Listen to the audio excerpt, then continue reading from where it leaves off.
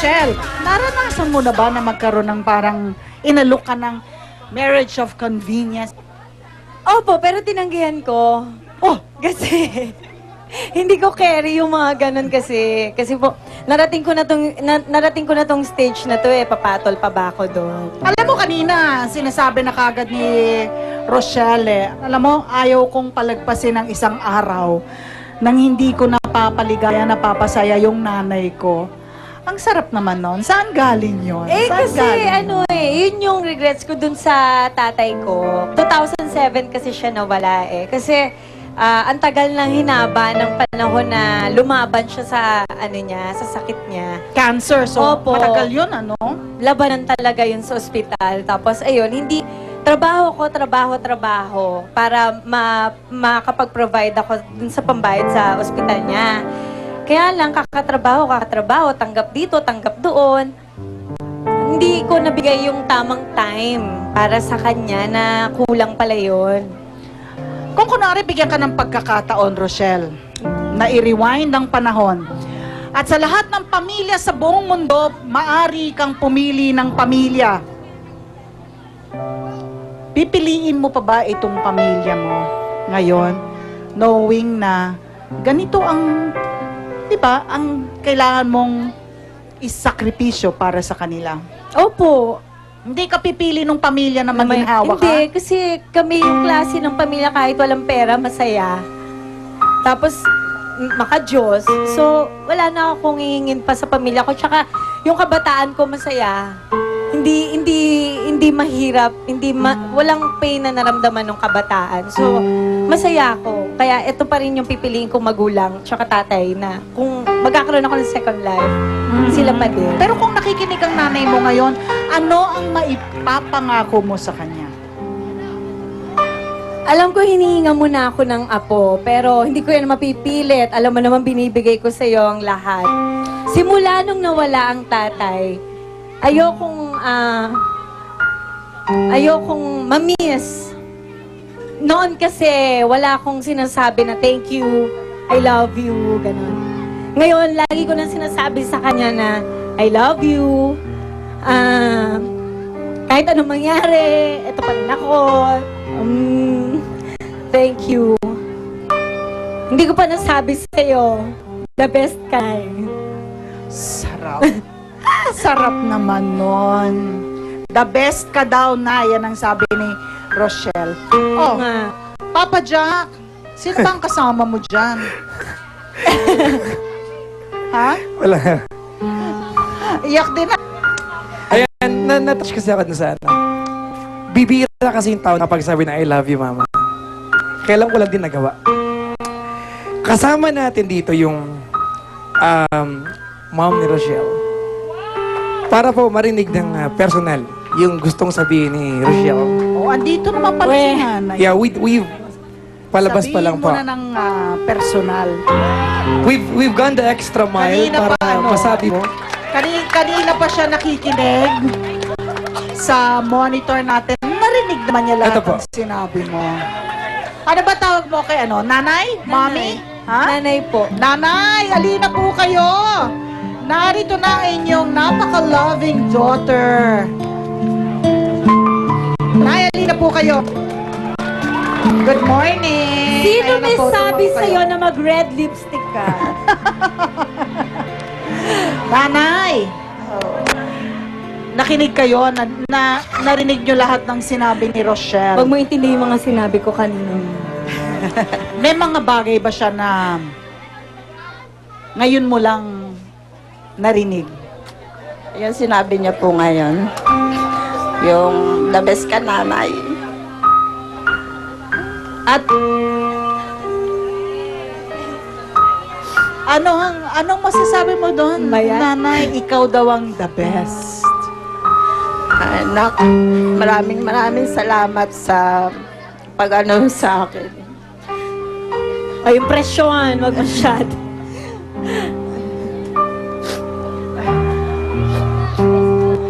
Nay, paano mo ba, how will you describe Rochelle as a daughter? Na sa ano po siya, napakabait po niyang anak. Masunurin po sa lahat. At ano po, wala po masabi kundi, Nak, maraming salamat sa lahat-lahat ng binibigay mo sa akin, sa kapatid mo, sa pamangkin mo. Maraming salamat talaga. Paano nyo pa napapakita kay Rochelle yung appreciation ninyo? Ito ba, ramdam nyo ba na sinasabi mo sa kanya, Rochelle, yung sarili mo naman ang isipin mo. Baka naman meron ka nang nakilalang lalaking iibigin at karapat-dapat na ihatid ka sa Ayan, altar. sagutin mo yan, Sige na, anak. Opo, nung nag-birthday siya nag-27 siya. Sinabi ko na po sa kanya na payag na ako. Payag ka na. Opo. Ayoko nga. Na mag-asawa. Nay, kaharap mo na si Rochelle ngayon sa harap ng sambayan ng Pilipino.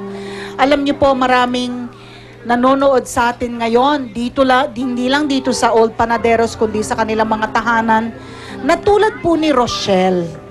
Ano po ang mensahe niyo dun sa mga tagapagtaguyod ng pamilya nila? Ang masasabi ko lang po sa kanila, hanggang abot kaya nila na tumulong sa mga magulang kung po pwede. Ngayon, hindi naman nila obligasyon na kung po pwede lang po na tumulong, lalo po sa panahon po ngayon sa sobrang hirap. Yun lang po. At narinig natin ang kwento mo, Rochelle, di ba? Yun pa rin yung tanong natin sa taong bayan. Ano ba ang final take mo dito sa ating tanong sa taong bayan? Dapat nga bang isakripisyo ng anak ang kanilang kaligayahan para itaguyod ang kanilang pamilya? Walang masama kung tutulong kayo at intindihin sila. Kasi lumaki tayo mga Pilipino na gano'n eh. Tulungan tayo, kahit na mahirap ang buhay, nakasmile. Minsan, ibigay natin sa pamilya natin yung chance, yung pagkakataon na yon.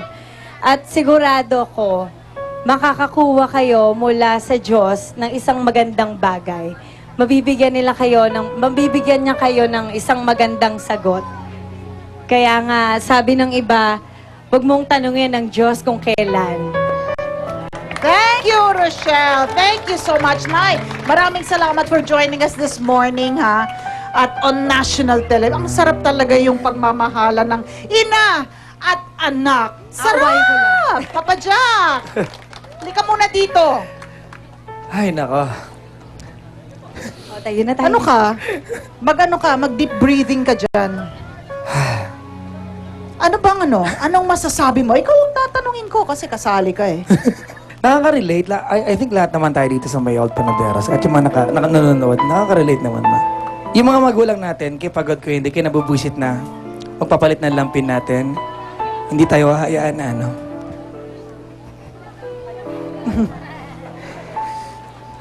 Kaya mo yan, Papa Jack. Kaya mo yan. Ayun. They do not let us, madapa, magalusan.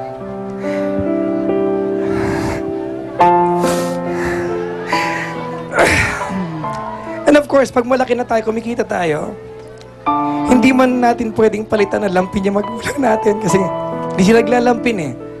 But we can save them doon sakit ng ulo na. Bili ng bigas, upa ng bahay. They took care of us, so huwag ka maging madaya at madamot na.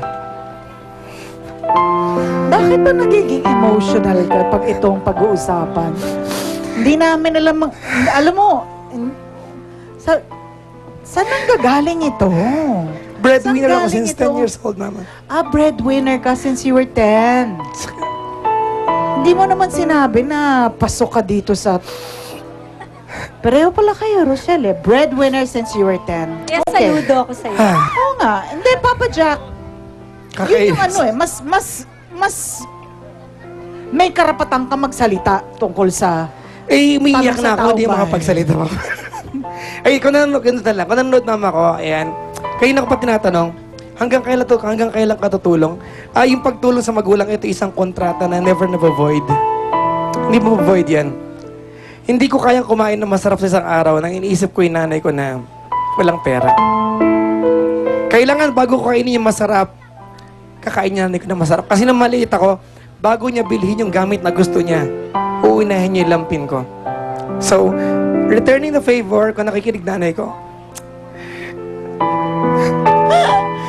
Okay. kainis. Sarap.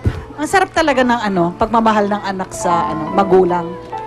Iba ang pagmamahal ng magulang sa anak, pero ang pagmamahal ng anak sa magulang, ibang klase rin. Doon muna ako sa hindi. Doon sa ating tanong. Kasi merong sitwasyon na nagiging parasitiko na yung tao na wala nang ginawa kundi iasa sa'yo. Na inaabuso ka na, pinagsasamantalahan ka na, lagi na lang nakasahod yung kamay. Merong mga ganun eh. Yun ang realidad. Yun, hindi dapat yun i-tolerate dahil hindi mo sila tinutulungan eh. On the other hand, sa kaso ni Papa Jack, sa kaso ni Rochelle, para sa akin po, pribilehyong ibinibigay ang makatulong ka sa kapwa mo, lalong-lalo na sa pamilya mo. Because charity begins at home. Nag-uumpisa yan sa bahay. Bago ka magbigay sa ibang tao, unahin mo muna yung kadugo mo. It's a blessing na hindi ikaw ang nakasahod. Hindi ikaw ang humihingi. Ikaw ang nagbibigay. So, pasalamat na lang tayo na tayo yung nasa posisyon na magbigay. So, sa mga katulad ni Papa Jack saka ni Rochelle na nagtataguyod ng pamilya, God bless you more and more Thank you and po. more. Okay, Papa Jack? Ay, dapat nag-lipstick ako ng pink eh, parang di gano'n.